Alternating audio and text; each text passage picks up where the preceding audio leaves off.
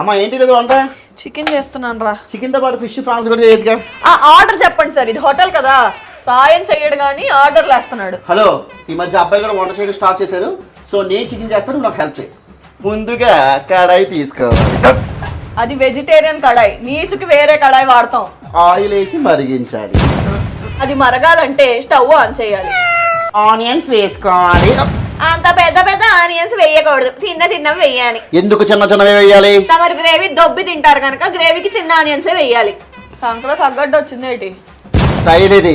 ఇప్పుడు పచ్చిమిర్చి వేయాలి కదా? కాదు, అల్లం వెల్లుల్లి పేస్ట్ వేయాలి. ఇది ఇచ్చి కొడతాను. అల్లం వెల్లుల్లి ఓకే, పేస్ట్ రొరగొచ్చేస్తుంది.